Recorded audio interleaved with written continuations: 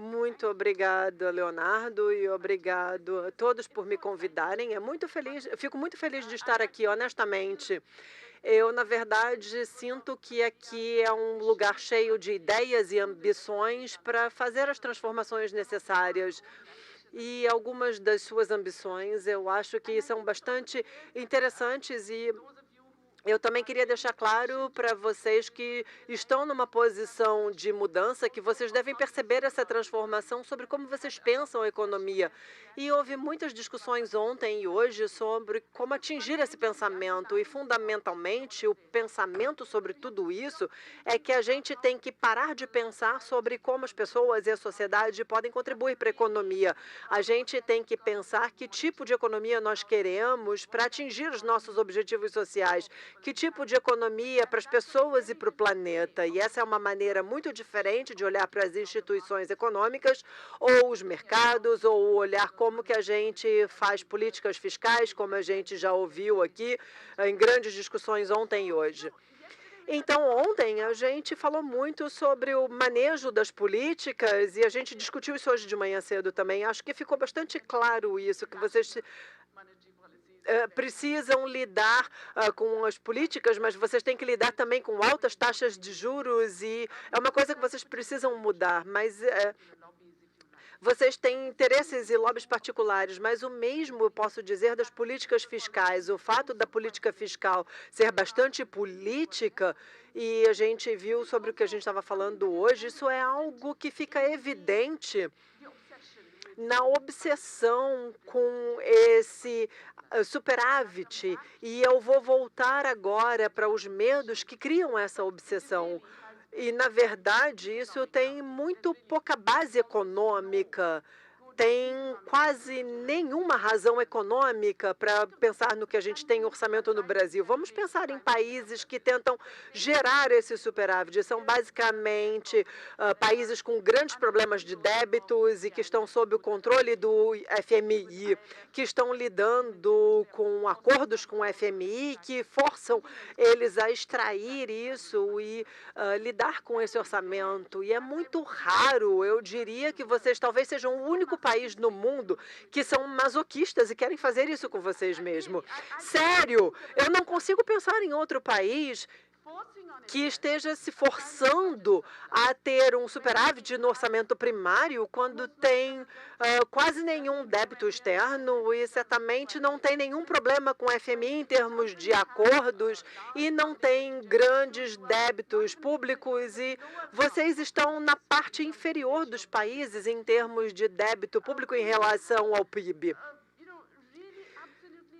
E não há, de fato, nenhuma razão para reduzir essa relação de PIB e débito público. E ficou tudo tão claro ontem, vocês podem reduzir esse débito para para o PIB e vocês podem reduzir muito esse débito público cortando gastos e etc. Ou vocês podem crescer o PIB, é outra opção.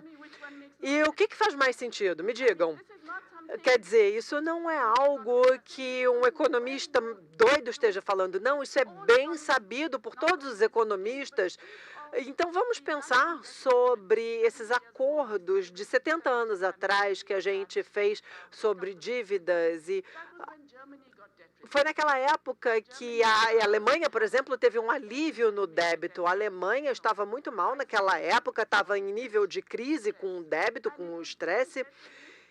E ela teve esse alívio com credores, com esse acordo em Londres, em 53, que diminuiu metade do débito.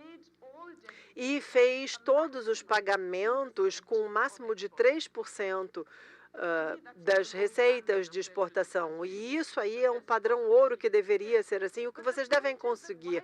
Mas o ponto é por que os credores fazem isso? É porque eles reconhecem que isso faria a Alemanha crescer. Sim, então houve um contexto, uma razão para quererem investir e sobreviver e crescer, mas isso foi a base para essa grande transformação industrial e tecnológica que veio depois. Isso não poderia ter sido feito com aquele débito. E eles precisaram encorajar os credores a exportar da Alemanha e entrar em investimentos públicos que fariam também crowding com os investimentos privados e trariam essa transformação. Então, na verdade, um problema de superávit não é um problema.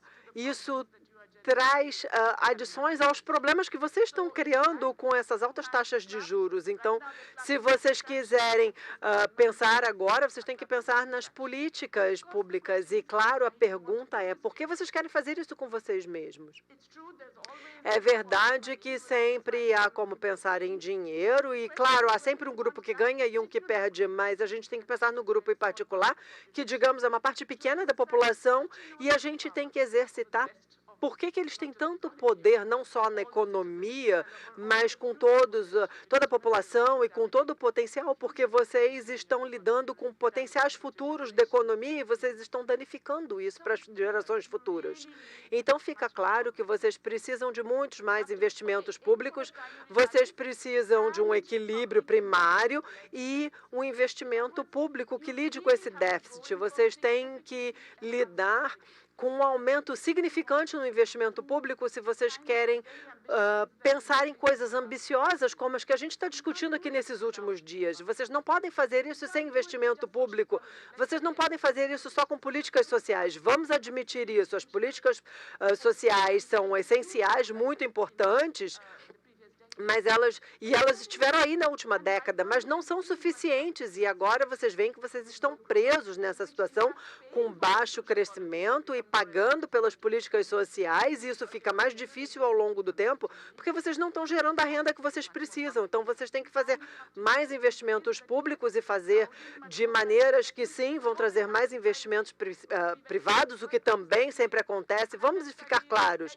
A gente sabe que tem vários estudos que mostram que nessa geração de investimentos, isso vai ter um crowding in de investimentos privados. Essa é uma condição que vai trazer mais infraestrutura, logística e tudo isso gera mais demanda.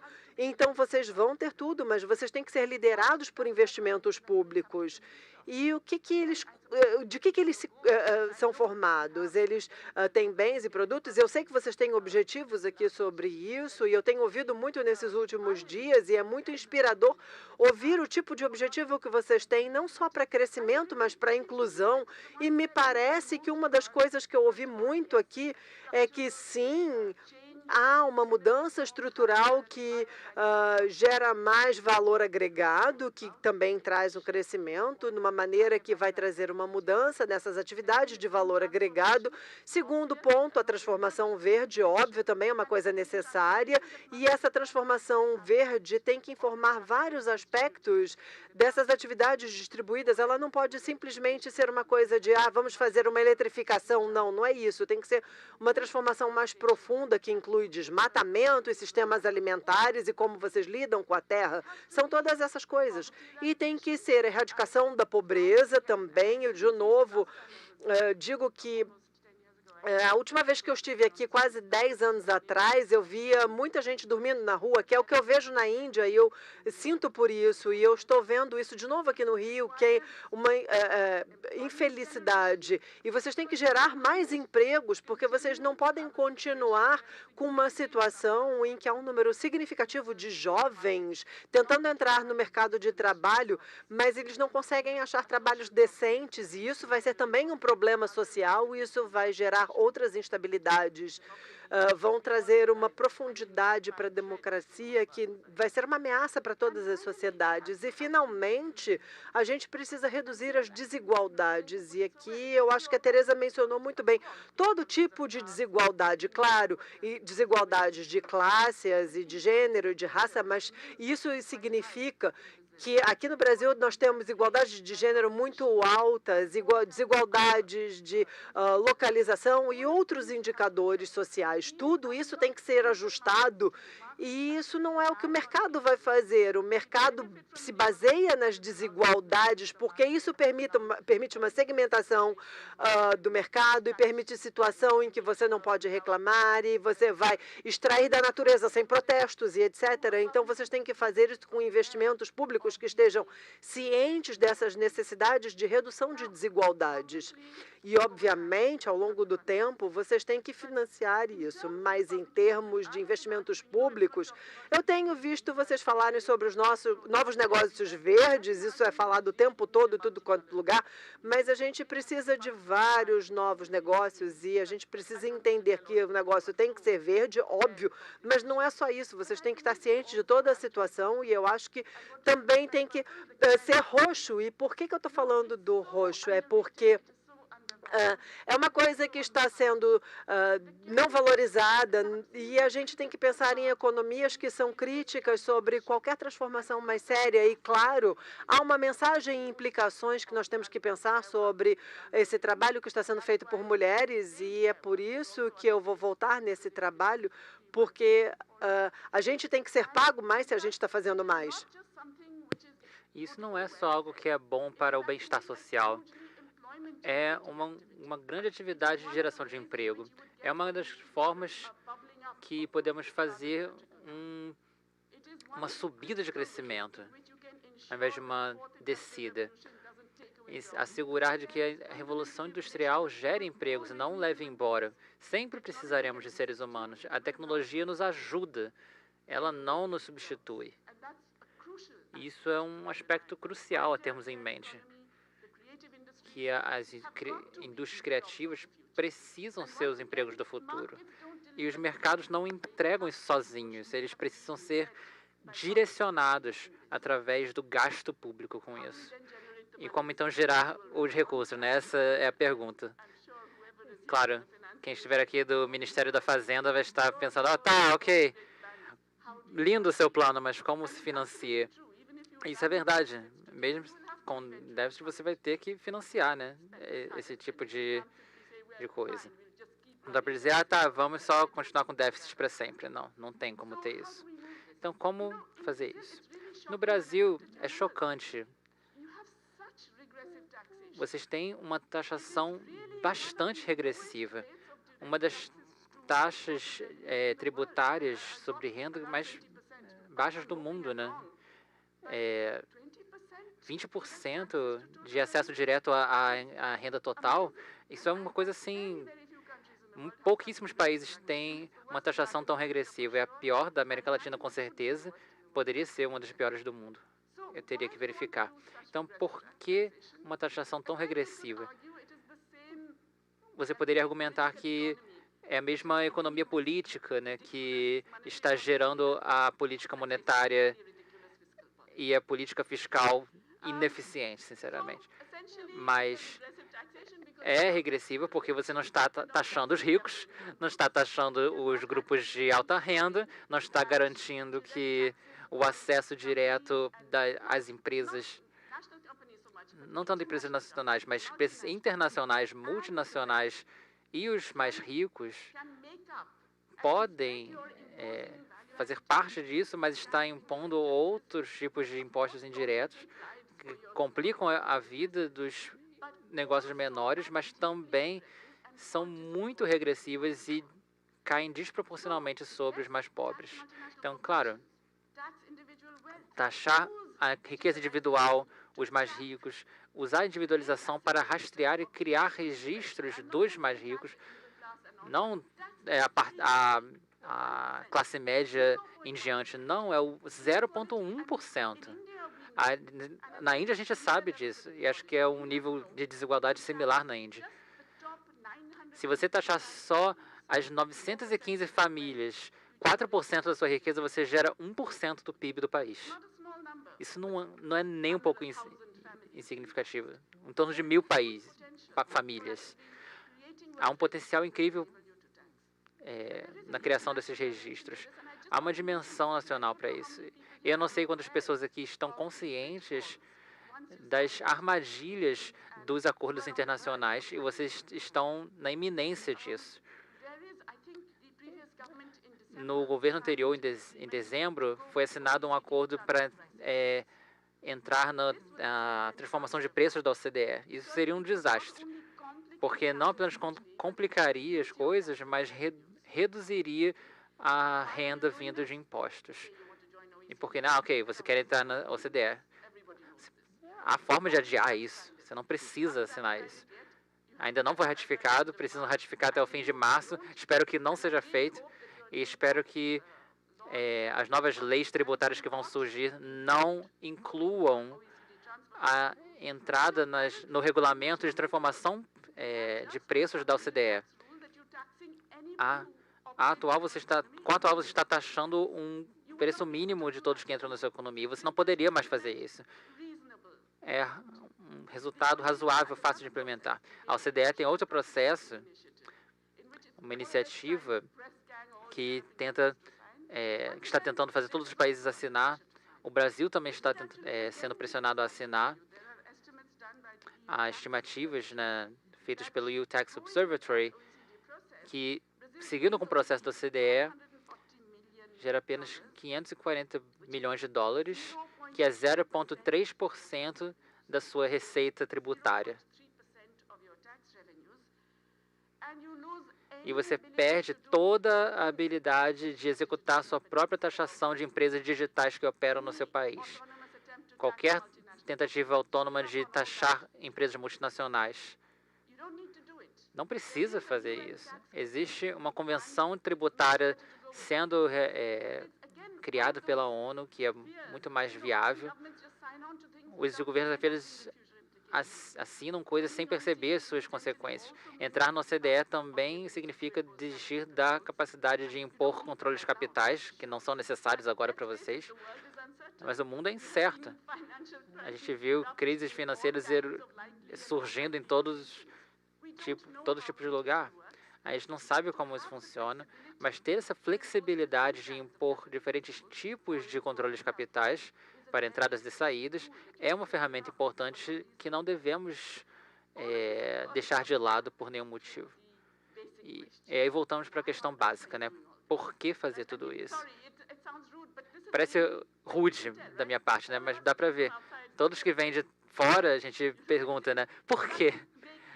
Não faz sentido econômico, né? Claro, a resposta é política.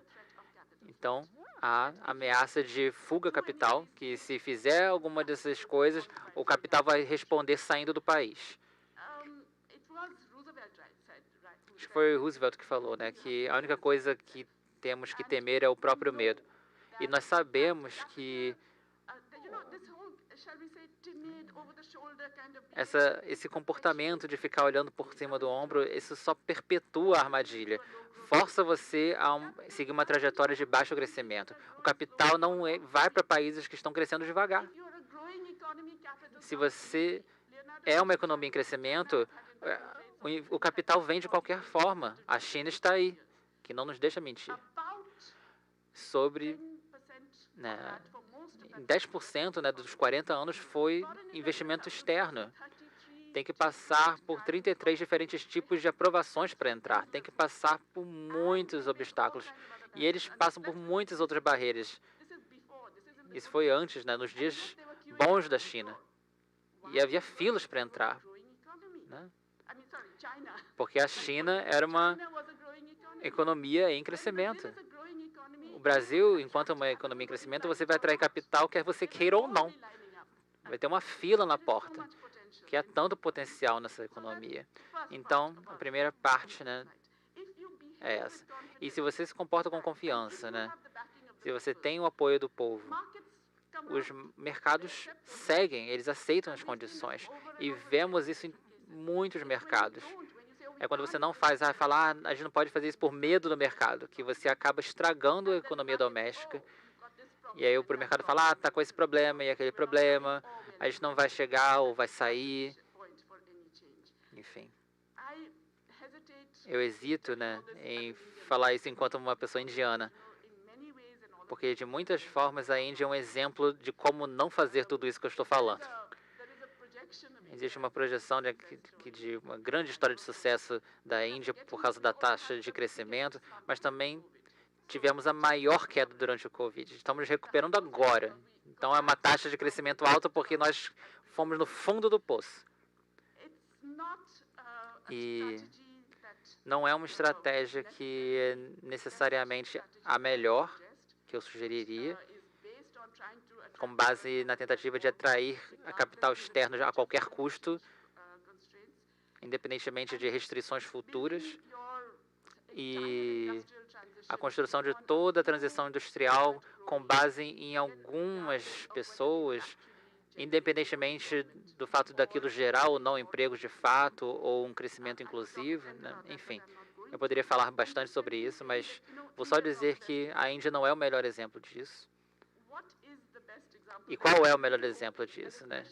E depois de tudo que eu já ouvi nos últimos dias, eu espero que o Brasil seja o melhor exemplo disso, porque há tanto potencial. E o que vocês fazem aqui é muito importante para o restante do mundo. Se vocês tiverem a confiança de assumir o blefe do mercado, né? Vamos seguir uma estratégia focada em crescimento e vamos fazer isso durante alguns anos e aí vocês vão ter esse retorno, porque todos estão buscando economias em crescimento com inclusão, porque sabemos que problemas políticos podem tirar tudo dos trilhos, não só a economia, mas a própria democracia do país. Então, todos estamos olhando para o Brasil, e não se trata só do Brasil. Com certeza, isso é importante para a ecologia global, né? Então, também se trata de salvar a democracia não só brasileira, mas em outros países. Mostrar que mudanças democráticas pacíficas com governos progressivos podem trazer entregas para o povo, criando um caminho que ajuda a salvar o planeta, mas assegurar que o desenvolvimento não se trata só de melhorar a qualidade de vida, mas de forma digna. E vocês têm essa ambição, eu estou vendo isso, e agora só o que precisam é essa confiança. Obrigado.